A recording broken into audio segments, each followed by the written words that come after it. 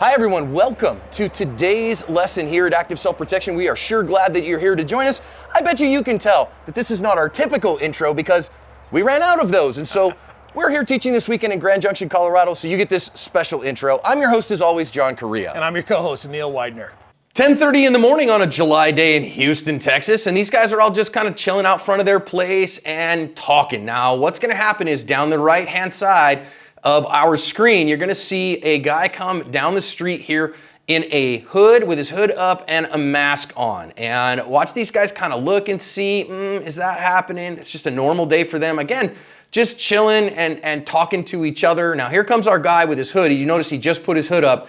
He's gonna walk up and talk to these guys a little bit. And then after just a very brief interlude of talking with them, he is then going to draw a gun and start robbing them. And now say, hey, give me your wallets, give me your phones, all that stuff. These guys are gonna kind of, what? Oh man, what the heck is going on here? So he is gonna then shake them down for their stuff and start telling them about it. You can see the guy in the hat there kind of give him a little bit of the business. But now this guy is then going to grab all their stuff, tell them to go inside eventually, and then run off. So watch what he says. He says, y'all go inside, get the heck out of here and leave me alone so that he can run off and they don't get to follow him. I don't think police are gonna have any hope of finding this guy. He got away with some of their stuff. Thankfully, none of them were physically harmed by any of this. This one's got some interesting lessons for us to think about. Today's episode is supported by DroneQuote, a veteran-owned business that's a champion for homeowners in the solar and roofing world. These guys are all about honesty, integrity, and doing what's right for the customer. They get you multiple quotes from top installers backed by a 30-year warranty. They even use drones to inspect your roof before and after installation to hold installers accountable. If you value straight answers and want an advocate on your side, don't go solar without DroneQuote, your dedicated homeowner advocates for solar installations nationwide. Hit the link in the description to find out more. You know, Neil, 10 o'clock on a Thursday morning, you'd kind of think it's a safe place to just kind of hang out or whatever.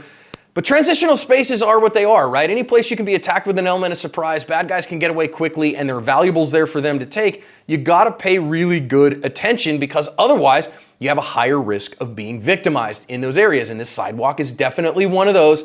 And I will note that it looks to me like the guy in yellow at least was paying attention and kind of maybe saw this guy coming, but didn't do anything about it. And ignoring your creep alarm is a great way to get victimized. Yeah, you know, that's the first time I watched this. I saw, 3 out of the 4 guys turned their heads and looked at this guy. The guy in yellow kind of studied him, which tells me that the spidey senses were going off for at least some of these guys.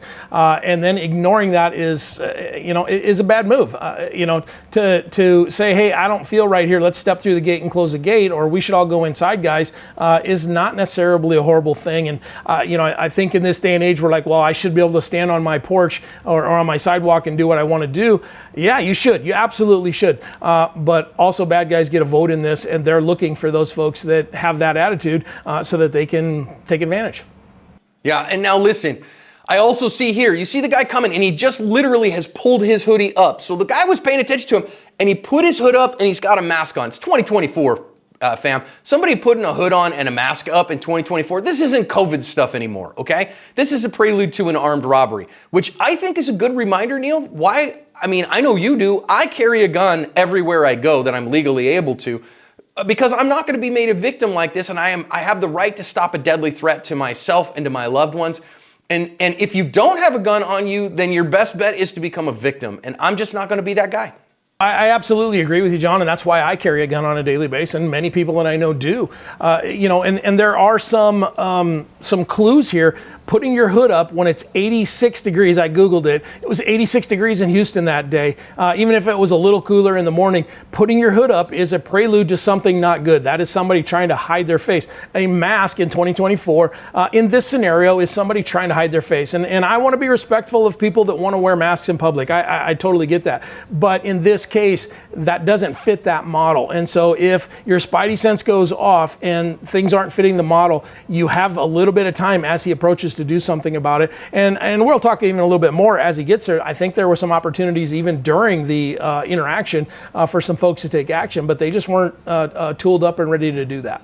Here, I think we see this very common kind of, ask or grab. Hey, can I borrow your cell phone real quick? Or do you have a smoke I can bum or something like that? That's going to be my almost certain guess as to what kind of went down here in terms of like, he's just trying to get closer to them and get them to pay attention to him without a threat. But they know bad stuff is happening because, again, the dude in this context, hoodie up and mask on, is a problem. So you can't fall victim to that. If they had gone and closed and locked that gate, gone inside when they first saw things were going weird, put themselves in a better defensive position, but they didn't, man. And because they didn't, this guy gets the drop on them. Yeah, he did a classic shark bump there where he walked up and said something to them and there was some sort of interaction, as then he comes around them and he's able to draw his gun without them even seeing it. But during that shark bump, that's when they're trying to decide, hey, how much risk am I going to take? Because bad guys don't want to take risks. They want an easy target. And so now he's outnumbered 4-1. So he has got to do some sort of recon to decide, is this something that I'm willing to fight over? Or is there going to be any resistance? And as he read that, bad guys are great at reading people. He read that and said, there isn't going to be any resistance here. And so he went ahead and drew his gun and did what he did. Now, I think there is counter ambush opportunities here. Clearly, he's pulled the gun at this point. His eyes are on the guy in gray, who is the very farthest to the left.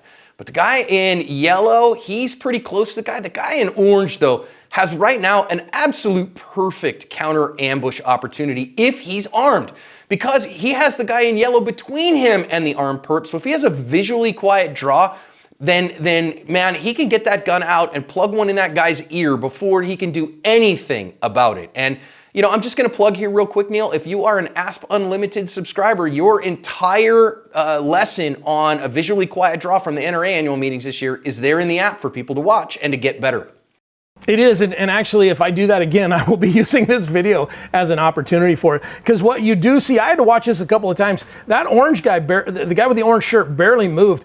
I had a hard time. I had to watch it 3 times, I think, before I recognized him pulling his wallet out of his back pocket and handing it to him. That guy didn't move at all. And if he had been able to access a gun with that little of movement, this thing would have gone down completely differently.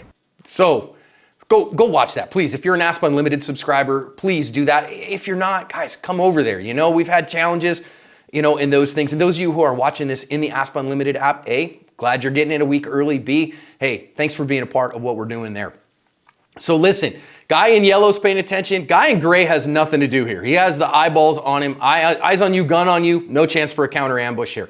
But watch what happens as our bad guy ends up moving a little bit, is he changes who is, really able to launch the counter ambush, because right now, the guy in orange still can, but the guy in yellow, again, a visually quiet draw that's under a 1.5 second draw. This guy has showed him his ear, and remember, if he shows you his ear and you have a 1.5 second draw to first shot, there's literally nothing he can do to beat you to that first shot.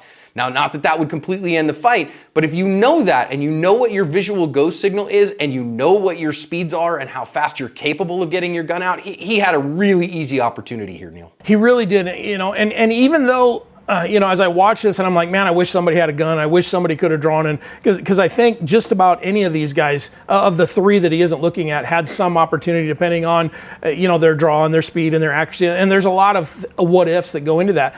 But another what if that I looked at is that guy in yellow literally took a step back right before you paused this here, and he was, he was in a position where he potentially could have gotten one hand on the gun, the rest of him on this guy, and done a little bit of a Terry Tate move on him, and hopefully his buddies would have helped. So there was some opportunity there for a disarm as well. I think just the fact that maybe they had never had the mental rep of what would I do, so they just didn't have any action there. Their card catalog in their brain was just flying by. I don't know what to do, so I'm just going to comply. And compliance is an option. Okay, recognize that it is an option. You'll only be injured, statistically about 25% of the time in an armed robbery if you're fully compliant. So that's a 75% chance of not. So a 6% chance if you have a gun, get your gun in the fight and get a shot off. So that's a pretty big deal. Now here, you can see here, I will say this, the guy in the hat, he kind of half-heartedly resisted, and that made the guy raise that gun up and kind of, hey man, I'm not playing around with this. Remember, if somebody has a gun out, assume it's real, assume it's loaded, and assume he's willing to use it. The other one of this, Neil, the guy that's in the gray shirt has taken a very submissive posture. I won't look at you. I won't acknowledge your presence. Here's my stuff now, leave me alone.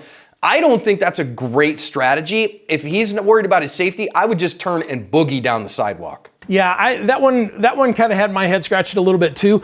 In just that, looking away from the threat means that now the threat can do whatever they want, and you don't have any time to react. And so while I get it, I understand that whole if I look away, he'll forget that I'm here, that kind of thing. Again, I think I've never had this mental rep in my head. I've never been in this scenario. I don't know what to do. So I'm just going to make myself as small as possible and hope nothing bad happens. And luckily in this case, that worked out. But if you don't keep your eyes at least on the threat so that you can react if you need to, or like you said, John, if he'd have just turned and booked it down the road, I think that would have made things a whole lot different for everybody. Would have given yellow shirt guy and orange shirt guy an opportunity to at least physically get involved as this guy turned to watch the guy run. So again, I think a ton of missed opportunities, and I'm just thankful that everybody was okay as this one wrapped up. Yeah, I'm thankful that everybody was okay in this one as well. But I will say, again, there is great psychological trauma from being victimized by violent crime.